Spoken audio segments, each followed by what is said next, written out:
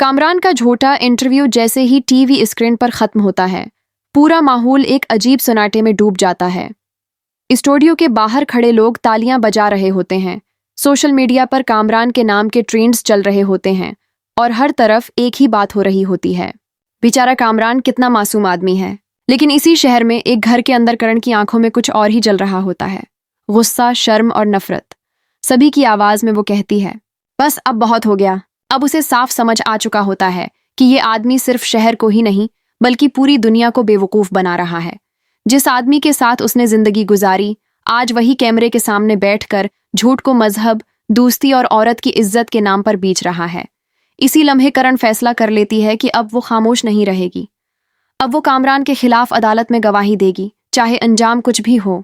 दूसरी तरफ एसपी अपने ऑफिस में बैठा वही इंटरव्यू देख रहा होता है, मगर उसकी नजरें स्क्रीन पर नहीं बल्कि मेज पर पड़ी फाइलों पर होती हैं। सीसीटीवी फुटेज, कॉल रिकॉर्ड्स और एक पेन ड्राइव।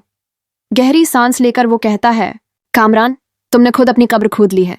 शहर बोलता जाता है और उसके अल्फाज शहर के जख्मों को और गहरा कर देते हैं।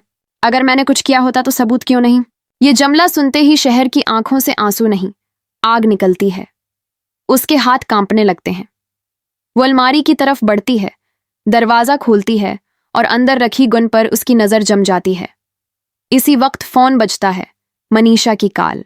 शहर, तुम ठीक हो? शहर ठंडी आवाज में कहती है, मैंने फैसला कर लिया है मनीषा। अदालत, पुलिस, मीडिया सब बेकार हैं। अगर इंसाफ नहीं मिलता तो छीनना पड़ता है।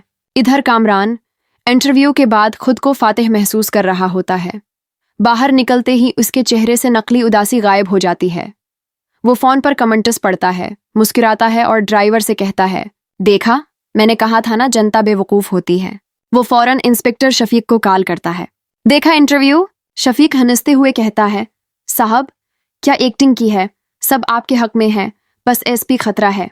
बाद में कामरान अपने वकील बुखारी को फोन करता है।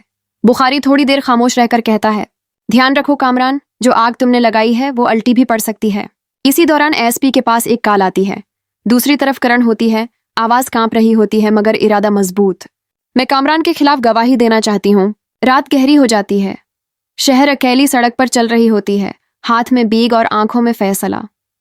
दौर से कामरान की गाड़ी नजर आती है। वही गाड़ी, वही आदमी जिसने उसकी जिंदगी बर्बाद की। शहर बैग खोलती है, गन निकालती है। इसी वक्त एसपी अपनी टीम के साथ निकल चुका होता है। हमें शहर को ढूंढना होगा। मुझे डर है आज कोई बड़ा कदम उठने वाला है। कामरान की गाड़ी रखती है।